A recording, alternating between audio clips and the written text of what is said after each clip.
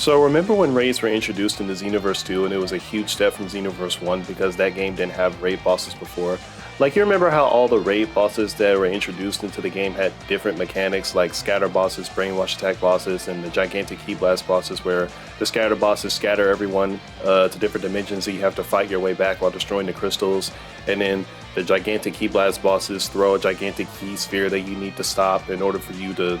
not lose the raid. And the brainwash attack bosses, where they can possess your allies, and then your allies have to fight an evil version of themselves in a different dimension, while your teammates have to fight back your possessed allies to get you back, right? And as well as them adding various grade 8 bosses into the fight as well.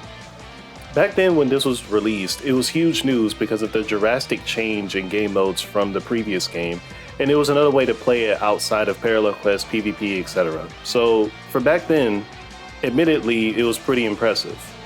It's also impressive how this, along many other things in the game, have literally never gotten the core mechanics and bosses revamped to make them more entertaining or different to play compared to how it was 9 years ago. I'm not joking, by the way. They never changed or tweaked anything about the raid boss mechanics and how they work, or never even changed the raid boss AI to do anything different or more difficult. Every single raid boss that comes out for XV2 nowadays is just a constant spam fest of using supers and ultimates to do the highest amount of damage, and if the boss has infinite super armor and locks onto you, you just go down in one super attack. In my opinion, the most underwhelming way to design a game mode where everybody is supposed to be working together to beat the boss. I feel like for a game that's 9 years old that still gets updates even to this day, there should be some level of difference in how the raid boss fights, as well as adjusting the existing mechanics to make them more difficult. Now you might go, oh, but isn't that the gameplay loop being the same? And I'm like, yeah, it is, but that doesn't mean that they can't change things about the game's mechanics and implement different gimmicks to change the pace of how the game mode works. Dragon Ball Legends Full Power Battle Mode is a perfect example of that, because the way that you play the game is largely the same, but in that game mode, you're up against a CPU with 3 other CPUs on your team, and you still have to draw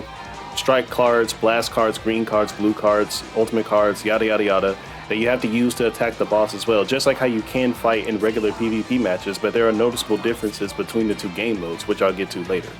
There's a lot of games out there that change some aspects of how their game modes work despite the gameplay loop, and in this case, they haven't done anything in the past 9 years to change at least some things about the core mechanics. Instead, they do the exact polar opposite of that. And I don't think I have to tell you that playing a game mode that plays the exact same as it did 9 years into the game's life with all of the mechanics mixed in, etc., gets ultra uninteresting, tedious, and boring. Now, I mentioned Full Power Battle Mode in Dragon Ball Legends briefly for a second there as an example, and that's because I think Xenoverse 2 should take inspiration from that game mode and implement similar mechanics in their own style to make modern day raids feel more like a team effort battle, as well as adjusting the AI of the boss to be more difficult, advancing the raid boss mechanics to be more troublesome to deal with for all the players in the lobby, and even adding a new raid boss type too.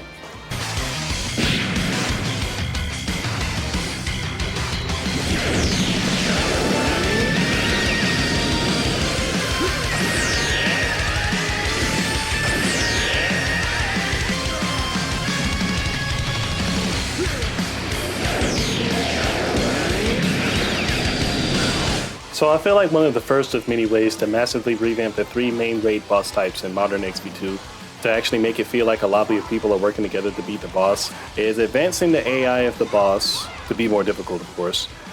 buffing/patching the existing gimmicks of all 3 types to add a change in how it functions and actually make it feel like it's a new yet familiar boss to fight that's more challenging to spike things up in terms of difficulty. Now don't get me wrong, all these bosses have cool concepts that could have had more added to it and revamped over time with patches to make them more challenging.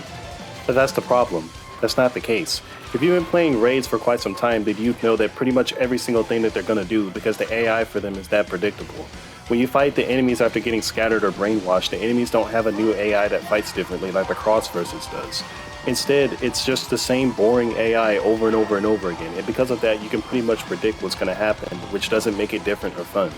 The same story goes for grade 8 bosses in Cell Max, because seriously, all you're doing is the exact same thing over and over and over and over and over again. Hey, beat this boss by throwing Key Blast at it and deplete the meter and deal damage before the meter fills back up.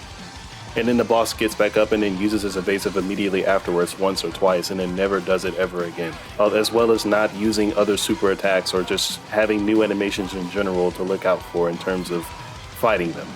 In those specific cases, the additional things that I would add to the 3 raid bosses is not a lot, because their overall core mechanics are fine by how they work. I just believe that the raid boss needs a new AI, including the giants, to do different attacks, and new animations to include a different variety of attacks to look out for while you're fighting the raid boss. And there can even be unique exclusive animations that will only appear for certain bosses too, while also tweaking the existing functions of the existing mechanics from all 3 bosses. So when it comes to brainwashed bosses, they can adjust it as to where there's a shorter amount of time to free your allies from getting brainwashed. And if you're too late to save them from getting brainwashed in that scenario, your opponent in the separate dimension has more health and advanced AI like the Cross versus one to fight against, and your allies have to deal with the same thing too as you fight them in that dimension too. They can also adjust the AoE of the brainwash effect to increase, leading everyone to be more aware of what's going on in the raid, because I feel like that would constantly keep people working together by avoiding the indicators showing that the boss is using that specific attack.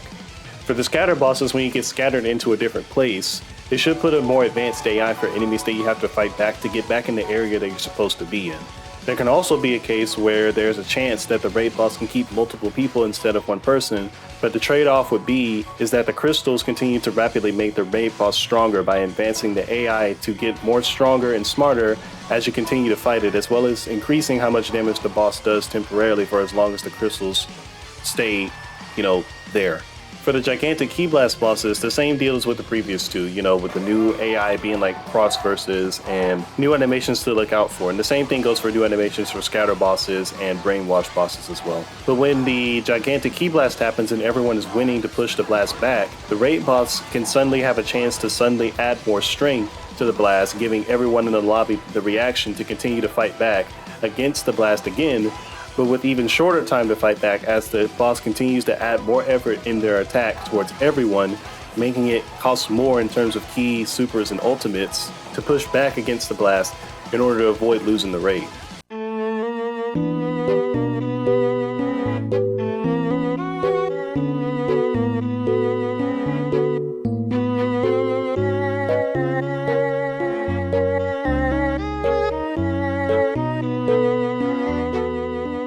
Now, here's the main point of the video of the new raid boss, where I'm going to be taking inspiration from Legends, as there's one more boss type that I would like to add to make more variety, and it's completely different from the other 3 called Villainous Dispersion bosses.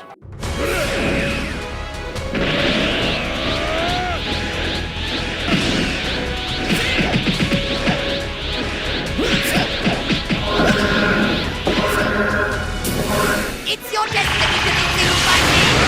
Beat it! Take your planet with you! Kamehameha!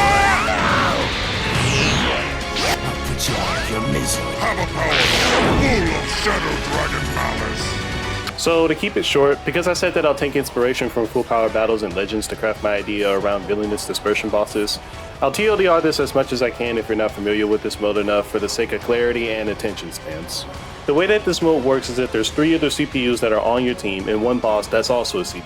As you select the characters that you need for the battle, you begin fighting the boss the same way with using all the cards to attack the opponent just like regular PvP. The boss in the game mode goes whoever it wants to go after, but once the boss gets to a certain amount of health after dealing damage over time, the boss has a special wide range attack that they can use to target you and your teammates, and an AoE attack, Ultra Burst, that can bring everyone to danger health if you don't stop it from charging once the countdown gets to 0. Now, of course, you can attack the boss normally by using all of the regular cards that you have in Dragon Ball Legends PvP, like all the strike cards and blast cards, etc., to stop the Ultra Burst, but that's not going to be nearly on the same level as all-out strike cards and blast cards, which are the new unique cards in that game mode that do extra damage to the boss and a meter at the exact same time. The all-out strike card is a QT event style card that allows you to time taps as the circles close in to deal extra damage to the meter and the boss at the same time, and the all-out blast card allows you and your teammates to hit the boss with a machine gun of Ki Blast as you constantly keep tapping the screen to deal more damage when it comes to spamming the Ki Blast. These 2 lower the bar to stop the Ultra Burst significantly, but the new thing that exists with this game mode is Rising Rush Z, which is pretty much the nuke to the meter in terms of damage for the Ultra Burst. The way you activate it is the same as regular Rising Rush in the game by collecting all the Dragon Balls as you select cards to fight the boss, but once it's active you have to swipe the screen a certain amount of times to make it work fully. I saw all of that in Dragon Ball Legends and instantly thought that it's entirely possible for Xenoverse 2 Raids to have similar mechanics. Now, let's move on to how I think this could work for Xenoverse 2. So like the Ultra Burst, villainous dispersion bosses will have a devastating attack that can damage all people in the raid. How does it work in this instance? If you stop it, the boss will get staggered and the raid will continue on as it did before. But if you're too late, it triggers the cutscene of bosses using an AoE attack that damages everyone in the lobby and causing massive damage to everyone, leading them to extremely low health. After a certain amount of time has passed or damage has been done to the boss depending on the conditions set by the raid, there can be a cutscene or indicator that tells you the entire lobby that the AoE attack is being charged by the boss, and there can be a certain amount of time that you have to stop it. The indicator for villainous dispersion being charged can be in the form of a meter that appears when the boss is charging it, and there can even be a timer above the bar that tells you how much time or damage is needed to be done to stop the AoE attack from happening. Now, to build the point even further with this. So you know how in Legends before the Ultra Burst the boss sends out attacks beforehand and you can't damage the boss during that moment? This is something that Xenoverse 2 Raids can have, but at a way larger scale, but the difference between the two is that you can still damage the boss while they're charging their AoE attack in Xenoverse 2. And all the raid bosses in the game, or in this particular game mode in general, can have their own unique mechanics and attacks before it launches villainous dispersion. So for example, let's just say that Subaru is a villainous dispersion boss and he has like a new raid boss version of Assault Rain or Human Extinction attack that you and your allies have to dodge all the raining key blasts while it's all coming down, while also trying to find an opening to attack him while he's charging to prevent him from using his AoE attack. The same thing goes for Merge Zamasu, like he can have like Lightning of Absolution and you have to dodge all the incoming lightning while he's charging his attack. Goku Black can have a different one where it triggers a cutscene of him using the scythe and then slicing a rift behind you, and then you have to fight all the clones that come from the rift, and he's using that to prevent you from charging his AoE attack. The same thing goes with Frieza and Cell and literally any Dragon Ball villain / antagonist to ever exist in the franchise. Like Broly could even have one where like he actively chases you down in between charges, so that way you have to dodge all of his attacks, so it's not like the same ones where you have to, dodge Raining Blast or Raining Lightning or just a Key Blast in general. Like Broly can be the power heavy type that just actively chases you down, or he can actively chase you down and, spam Key Blast at the exact same time to make it different. I'm pretty sure you get it at this point, right? Each boss in this scenario can have their own ways of making it harder for you to stop their attacks. And I feel like with this idea in mind for this scenario, it makes every single boss more different, more unique in terms of their gimmicks, and actually makes the boss more difficult, catching you off guard if you don't know what to expect, and making it more fun to play as well, as it gives you various different things to look out for when it comes to all the different boss types. This definitely applies to giant raid bosses too, like all the Great Apes and Cellmax and Harutagon, if they ever decide to add them, which they should have done by now if I'm being honest. Now you're probably wondering, how are you supposed to counter all these various attacks that bosses can use to prevent you from stopping villainous dispersion, since in this scenario there'll be a lot of different ones? Well, I have 3 new mechanics in mind that can help with that, which are Team Rush attacks, Team Range, and Team Ranged attacks. And the final ace in the hole, Team Ultimate attacks. Similar to Legends, these 3 attacks will be best for dealing with villainous dispersion more effectively than using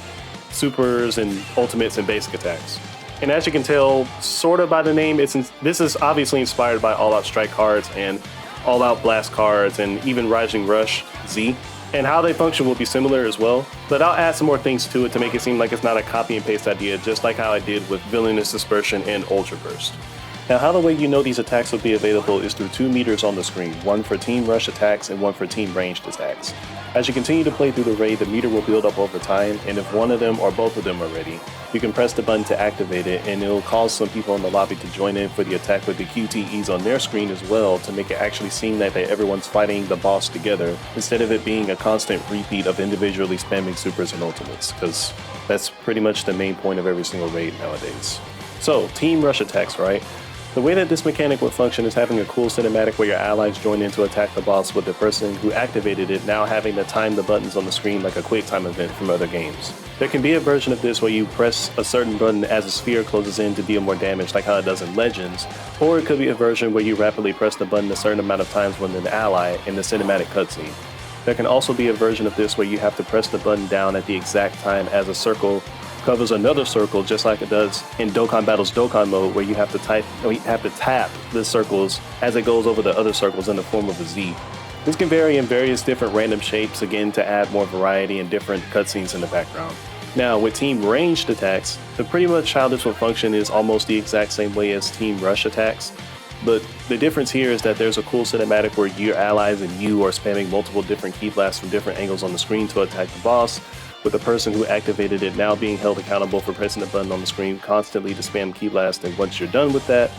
there's one more button you have to press at the end to end the ranged attack to deal the highest amount of damage. The combinations of different ways to press the buttons on the screen can vary to make each QuickTime event feel unique, just like the Team Rush attacks. Now, to prevent everyone from using it all at once, there can be a cooldown once it's used for each person, meaning that if you want to use it again, you're going to have to wait before the meter gets full again. There can also be multiple different ways that the boss can interfere with your maneuvers as well. But I'm going to be limiting these to 3 effects because this can get really confusing if I add more of these, like if it was on Dokkan levels, on how many effects and counters a boss can have in the raid, as that can get really overwhelming and confusing to explain as an idea for a video. So I'll go for the 3 effects that the boss and you, the player, can have. The 3 effects are going to be nullification, counters, and meter reduction. For meter reduction,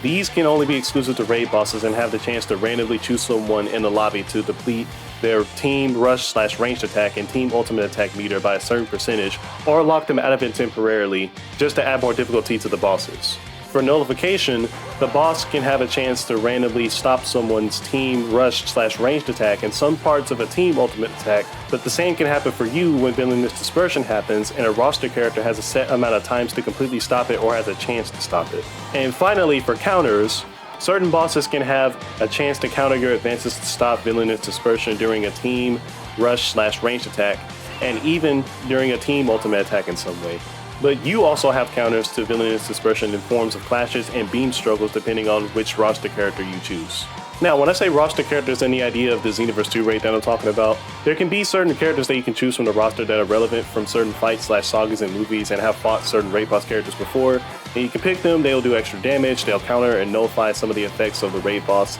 and even have their own unique attack animations for team rush attacks and team range attacks. So for instance, if the raid bosses merge Zamasu in this scenario, you can pick characters like Super Saiyan Blue Goku, Super Saiyan Blue Vegeta, DBS Trunks, and Vegito Blue, characters that are relevant from the Goku Black arc that also fought Merge Zamasu at the exact same time. Those characters can have the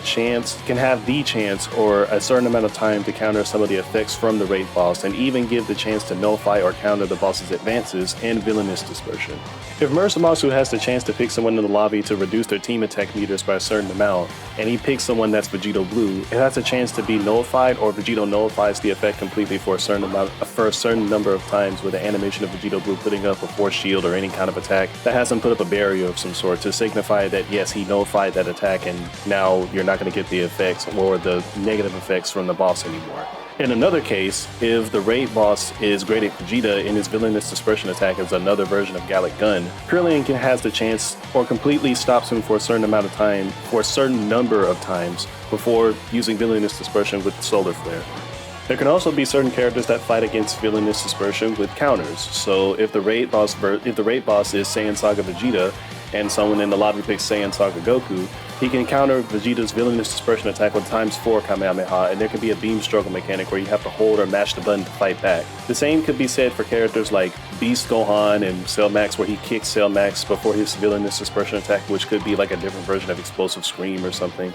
The same thing goes with Super Saiyan Blue Gogeta and Wrathful Legendary Super Saiyan Broly. Yes, I'm calling him that because that sounds cooler than Full Power Super Saiyan. Where Gogeta can counter Broly's villainous dispersion Gigantic Roar with a full force Kamehameha. Now, if it was a counter or nullification every single time, then it would get challenging. So I think adding a chance or set amount of times a certain roster character can counter and nullify a villainous dispersion attack will iron out that issue completely. The idea of roster characters being an important factor to this raid can give additional reasons to play all the different characters in the raid to counter all the boss effects, like how it works in Dokkan and Legends to a certain degree when it comes to nullifying and countering, as well as giving you one last chance to stop a villainous dispersion attack if you're too late. It also changes things up a bit and makes things feel fresh and new when it comes to fighting new raid bosses, especially in this kind of format, and it gives you ways to gain a few extra points so that way the grind doesn't feel tedious and boring like how it does with the original raids. And I think it would be interesting to add another thing that will give you extra points when it comes to,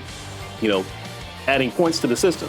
These new team-oriented attacks in this scenario would prevent villainous dispersion from raid bosses happening at a much larger rate. But even if that's not enough, you can throw in dual ultimates to bring those back into relevance again, because right now there's not enough of a reason to use dual ultimates in the game aside from 2v2s and 3v3s. So bringing them back in this way would be pretty cool and actually gives you a reason for them to be used again. Alright, that was cool. The only thing that I would change about Dual Ultimates is giving it a cooldown just like the other two mechanics in this scenario. But even if that's not enough, then there's one more final ace in the hole that can be used to fight against villainous dispersion. So, Team Ultimate attacks. This can be the equivalent to Rising Rush Z, where one person in the lobby calls out the attack to prevent the boss from performing villainous dispersion by a large factor. So the way that this could work is after a certain amount of time has passed when the bar is charged up all the way to full, a person can call out an all-team ultimate attack, leading everyone in the lobby to join in on a team cinematic ultimate attack to stop the boss from doing villainous dispersion. And the way that you activate team ultimate attacks would be through a bar as well that builds up over time throughout the raid, and once it's used it takes longer to come back than team rush attacks and team ranged attacks, since the damage of it can be crazy, just like Rising Rush Z. With how the way Team Ultimate attacks start off, it starts off with the character charging towards the boss, and the cinematic cutscene starts with the character attacking the boss with everyone in the lobby participating with QTEs on their screen that they have to complete to deal damage, ranging from various different ones like timing the button presses to be in sync with the hits, hitting a combination of buttons through within a short time frame, mashing the button a set amount of times, timing the hits as the shapes scroll over other shapes, etc, etc, etc. Just like how it was with team rush attacks and team ranged attacks. If everyone does the QTEs successfully, then the boss will take tons of damage in terms of health and meter, as it massively depletes both. If some people are unsuccessful with the QTEs, then it can limit how much max damage Team Ultimate attacks can do towards the end. Now you're probably going to ask, well, how can you mix up QTEs in this scenario unless you're not paying attention to the screen? Like, well, they can be faster to build up the difficulty in exchange for more damage if you get it right. But the boss can also have certain mechanics that can prevent you from doing the max damage during the QTEs as well. How? Going back to notifications and counters for a second. Certain raid bosses in this hypothetical Xenoverse 2 raid can even have those even during Team Ultimate attacks to throw you off guard. Let's just say that you have to press a certain amount of buttons during the QTE, and if you press one of those out of the set, the boss has a chance to counter one of your attacks and hit you instead. There can also be a case where if you spam Key Blast, the boss has a chance to nullify some of the blast, or even all of them during the cutscene, to reduce the chances of max damage to the health and to the health of the boss and the meter. Now, like I said before, I'm being careful with how many things I can add in terms of counters to villainous dispersion for the players and all the different gimmicks that raid bosses can have, as well as nullification and, the things that you can have as a player in this scenario too. Because again, like I said before, if I feel like if I add too many of these things, it can overcomplicate things and can be really hard to understand all at once, especially for the sake of this video. So for the sake of simplicity, I just want to keep nullification and counters being the main thing, as well as meter reduction being the three things that can make this raid a lot more different and unique. Also, for the record, I'm not diving too deep into the bushes with the topic of balance too heavy, if you can find a way for that to get deep at all, because again, like I said with the Limit Burst Surge video, we'd literally be here all day if I talked about that, and attention spans are very limited nowadays. Plus the details of that would drive away from the main point of this video. I'm not a developer here, I'm just a guy with ideas to make standard Xenoverse 2 cooler. With all of these things in mind, they can also be connected to the resorts towards the end of the raid. So if you're countering and nullifying all the attacks from the boss, choosing certain characters that'll do a little bit more damage, stopping villainous dispersion, regularly attacking the boss, all of that can stack up into your points if you win or even if you lose the raid. In this type of system, I will want the points that you get from fighting these types of raid bosses and such to add to your points at the end of the raid even more, even if you lose. So that way it's not all too bad if that happens, because you'll still get a huge amount of points even if you do all that stuff that I just said previously. Now, of course, that shouldn't encourage you to lose the raid. You should still want to win to get the highest amount of points. But I also don't want it to be super detrimental when you lose after fighting the raid boss, because there are chances that someone could intentionally mess things up from fighting the boss. So I'll have the points make up for that just in case that happens. I just want the result system in this type of scenario and every single raid boss in this instance to be authentic, and people don't have to suffer with losing a lot of points just because, I don't know, somebody decided to be a troll that day. Now, if you're wondering what new rewards I would add to the raids, I already talked about these in these videos, so go ahead and watch those. So yeah, that's my take on the raids for this game, and now we're off to the game mode that could have brought back so many people to standard Xenoverse 2.